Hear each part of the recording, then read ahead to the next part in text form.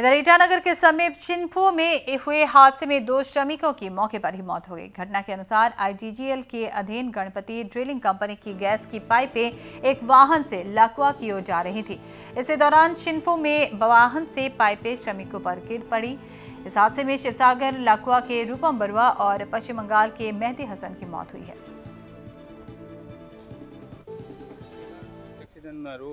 Pipe आनी आছিলে पाइपখিনি মাজুলীলৈ কিজানি লৈ যাবলৈ পঠাই আছিলে অৰুণাচলৰ পৰাই আৰু ৰাস্তাত যেতিয়া এইটো অঘটন হৈ গ'ল অঘটন হোৱাৰ পিছত ৰাতি কোম্পানী মানুহে গৈ পেলাই ৰিচিভ কৰিছে আৰু কেইজনমান ইয়াৰ মানে কাম কৰি থকা ল'ৰাও গৈছে তালৈ গৈ পেলাই বডি মানে জেচিবি বা কিহৰ সহায়ত মানে বস্তুখিনি অতৰাই পেলাই আনা হৈছে ডেড বডি ওলোৱা হৈছে। আপোনাৰ কি হয়?